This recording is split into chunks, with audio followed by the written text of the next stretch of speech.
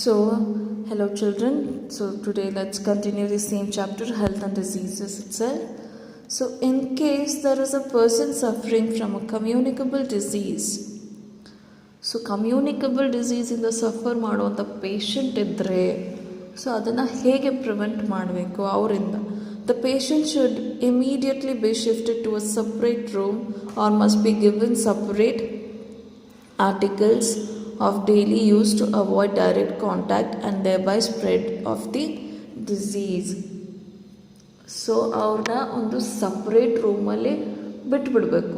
ಅವರಿಗೆ separate bathroom ಇರಬೇಕು, ಅವರಿಗೆ ಸಪ್ರೇಟ್ ಪಾತ್ರೆಗಳು ಬಟ್ಟೆಗಳು ಎಲ್ಲ ಇರಬೇಕು. ಅವರು ನಮ್ಮ ಜೊತೆ ಕಾಂಟ್ಯಾಕ್ಟಲ್ಲಿ ಇರಬಾರ್ದು. Okay. Prescribed diet and medicines must be given to the patient on time. So ಕೆಲವೊಂದು ಸಲ ಕೆಲವೊಂದು ಡಿಸೀಸ್ಗೆ ಪತ್ತೆ ಅಂತ ಮಾಡ್ತಾರೆ, ಕೆಲವೊಂದು ತಿನ್ನೋ ಆಗಿಲ್ಲ. ಫಾರ್ ಎಕ್ಸಾಂಪಲ್ ಜಾಂಡೀಸ್ ಬಂತು ಅಂದ್ಕೊಳ್ರಿ, ಎಣ್ಣೆ ಐಟಮ್ ಏನೂ ತಿನ್ನೋ ಆಗಿಲ್ಲ. ಸೊ ಆ ಥರ ಪತ್ತೆಗಳನ್ನ ಫಾಲೋ ಮಾಡಿಕೊಂಡು ಟೈಮ್ ಟು ಟೈಮು ಮೆಡಿಸಿನ್ಸ್ ತಗೊಳ್ತಾ ಇರಬೇಕು. All things should be used by the patient must be wash separately and must also be properly disinfected. So ಆ ಥರ ಪೇಷಂಟ್ ಬಟ್ಟೆಗಳನ್ನ ಸಪ್ರೇಟಾಗಿ ವಾಶ್ ಮಾಡಬೇಕು ಮತ್ತು ಡಿಸ್ಇನ್ಫೆಕ್ಟೆಂಟ್ ಯೂಸ್ ಮಾಡಬೇಕು. ಫಾರ್ ಎಕ್ಸಾಂಪಲ್ ಡೆಟಾಲ್ ಯೂಸ್ ಮಾಡಬೇಕು. ಆ ಬಟ್ಟೆಗಳಿಗೆ ವಾಶ್ ಆದಮೇಲೆ ಆ ಬಟ್ಟೆನ ಡೆಟಾಲಲ್ಲಿ ನೆನೆ ಇಟ್ಟು ಈ ಬಟ್ಟೆನ ಒಣಗಿ ಹಾಕಬೇಕು. Okay. Toilet used by the patient must be wash daily with disinfected. So ಈ ಥರದ ಪೇಷಂಟ್ ಯೂಸ್ ಮಾಡಿರೋಂಥ ಟಾಯ್ಲೆಟ್ನ ದಿನ ಡಿಸ್ಇನ್ಫೆಕ್ಟೆಂಟ್ ಯೂಸ್ ಮಾಡಿಬಿಟ್ಟು ಕ್ಲೀನ್ ಮಾಡ್ತಾ ಇರಬೇಕು. ಸೊ ನೆಕ್ಸ್ಟ್ ಏನು ನೋಡೋಣ, it is non communicable diseases. Diseases that do not spread from person to person are called non communicable diseases.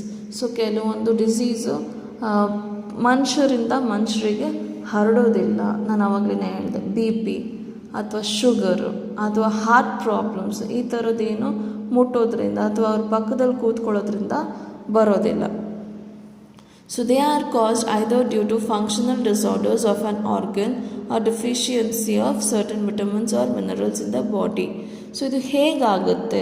So organ ಸಿಸ್ಟಮ್ನ ಸರಿಯಾಗಿ ಫಂಕ್ಷನ್ ಆಗದೆ ಇರೋದ್ರಿಂದ ಆಗಿರ್ಬೋದು, ಅಥವಾ ನಮ್ಮ ಫುಡ್ಡಲ್ಲಿ ವಿಟಮಿನ್ಸು ಅಥವಾ ಮಿನರಲ್ಸ್ ಕೊರತೆಯಿಂದ, ನ್ಯೂಟ್ರಿಷನ್ ಕೊರತೆಯಿಂದನೂ ಆಗಿರುವಂಥ ಡಿಸೀಸಸ್ ಆಗಿರ್ಬೋದು.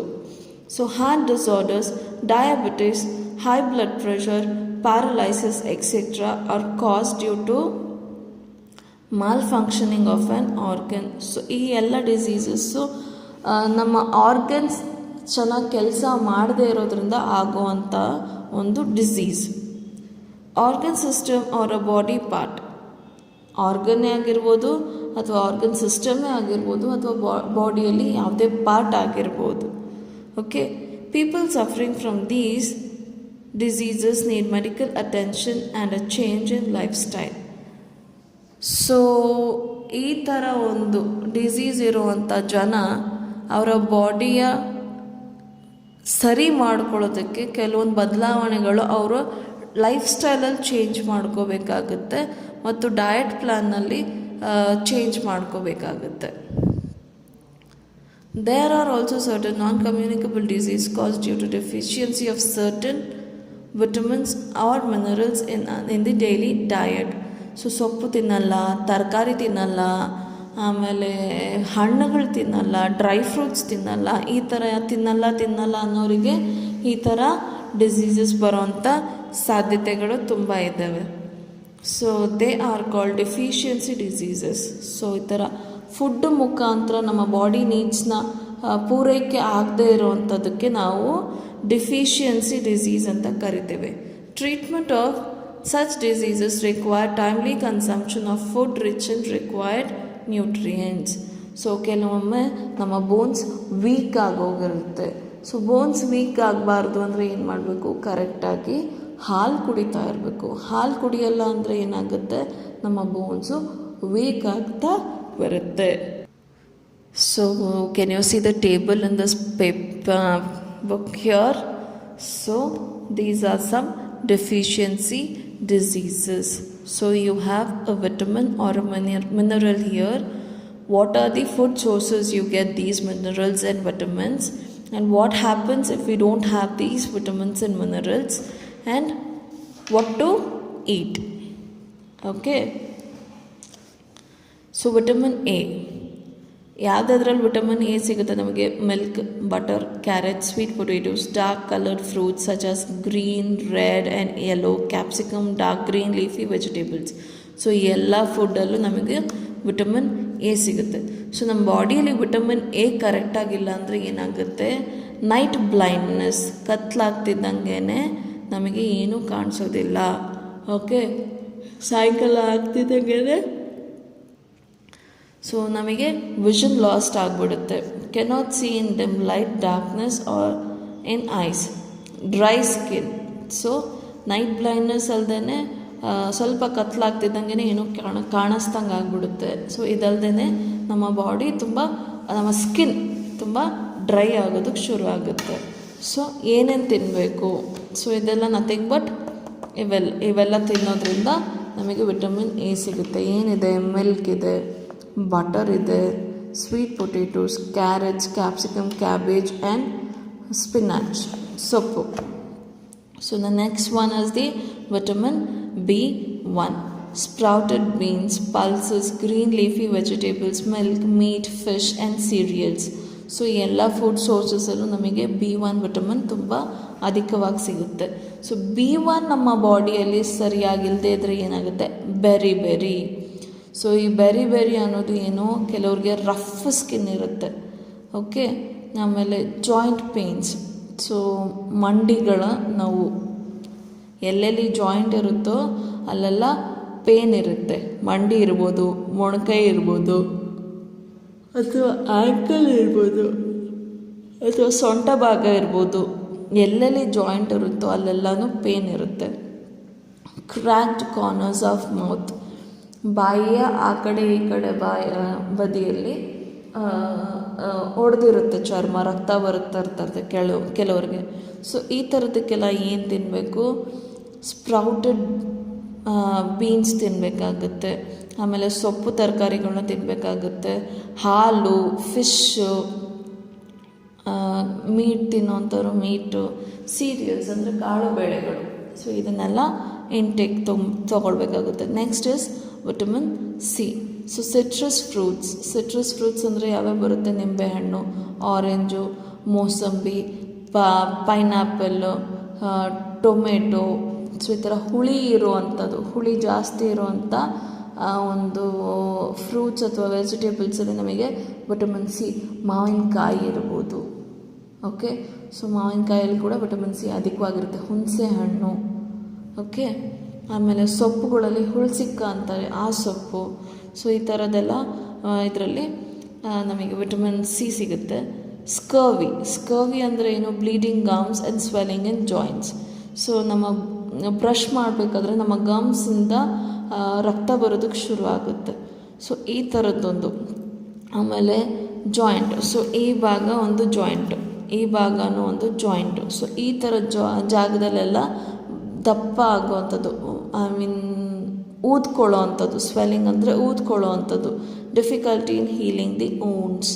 ಸೊ ಏನಾದರೂ ಗಾಯ ಆದರೆ ಅದು ಬೇಗ ಮಾಯೋದಿಲ್ಲ.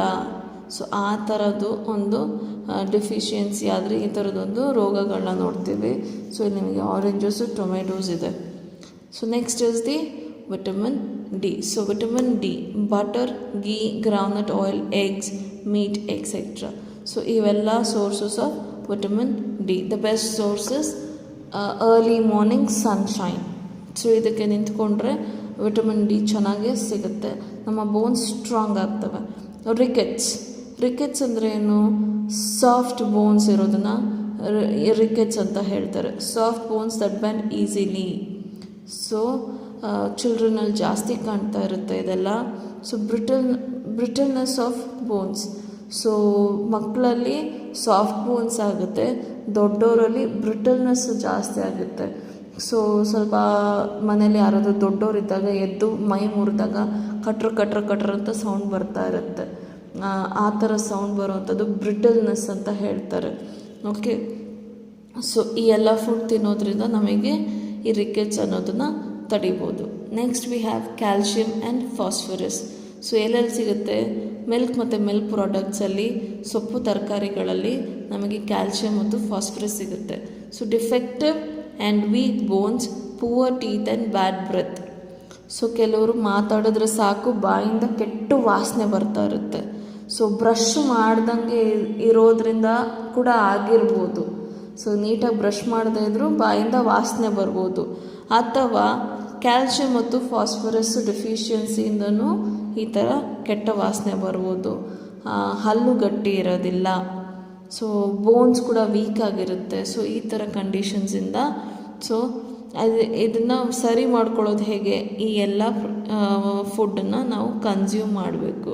Okay, so the next is iron. Green leafy vegetables, brinjals, pulses, meat. So ಎಲ್ಲ ಫುಡ್ಡಲ್ಲೂ ನಮಗೆ ಐರನ್ ಸಿಗುತ್ತೆ. ಸೊ ಐರನ್ ಕಮ್ಮಿ ಆದರೆ ಏನಾಗುತ್ತೆ? ಅನಿಮಿಯಾ ಅಂತ ಹೇಳ್ತಾರೆ.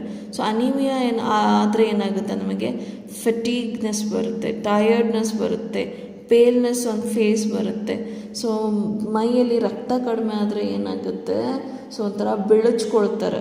ಸೊ ರಕ್ತ ಇಲ್ಲದೆ ಇದ್ದರೆ ಬಿಳಿಚ್ಕೊಳ್ತಾರೆ. ಒಂಥರ ಸುಸ್ತು, ಆಮೇಲೆ ಸೋಮಾರಿತನ ಇದೆಲ್ಲ ಬಂದ್ಬಿಡುತ್ತೆ. ಓಕೆ, ಸೊ ಇದೆಲ್ಲ ತಿನ್ನೋದ್ರಿಂದ ನಮಗೆ ಅನಿಮಿಯಾನ ದೂರ ಮಾಡ್ಕೋಬೋದು. Next we have iodine. Fish, iodised salt. So iodine ಎಲ್ಲೆಲ್ಲಿಂದ ಸಿಗುತ್ತೆ? ಫಿಶ್ ಎಲ್ಲಿ ಸಿಗುತ್ತೆ ನಮಗೆ? ಫ್ರೆಶ್ ವಾಟರ್ ಫಿಶ್ ಇದೆ, ಸೀ ವಾಟರ್ ಫಿಶ್ ಇದೆ. ಸಿ ವಾಟರ್ ಫಿಶ್ನ ತಿನ್ನೋದ್ರಿಂದ ಏನಾಗುತ್ತೆ? ನಮಗೆ ಅಯೋಡಿನ್ನು ಅಧಿಕವಾಗಿ ಸಿಗುತ್ತೆ. ಸೊ ಅಯೋಡಿನು ಫಿಶ್ ಮತ್ತು ಅಯೋಡೈಸ್ ಸಾಲ್ಟಲ್ಲಿ ಇರುತ್ತೆ. ಸೊ ಗಾಯ್ಟರ್ ನಾವೀಗ ಕಾಮನ್ ಆಗಿ ಥೈರಾಯ್ಡ್ ಅಂತ ಹೇಳ್ತೀವಿ, ಹೌದಾ? Swelling in the neck region. So ಈ ಒಂದು ಡೆಫಿಷಿಯನ್ಸಿಯಿಂದ ಥೈರಾಯ್ಡ್ ಆಗುತ್ತೆ. ಸೊ ಕರೆಕ್ಟಾಗಿ ಅಯೋಡಿನ್ ಇಂಟೇಕ್ ಕರೆಕ್ಟಾಗಿದ್ದರೆ ನಮಗೆ ಥೈರಾಯ್ಡ್ ಅನ್ನೋದು ಬರೋದಿಲ್ಲ. ಸೊ ಇಲ್ಲಿಗೆ ನಿಮ್ಮ ಚಾಪ್ಟರ್ ಎಂಡ್ ಆಗುತ್ತೆ.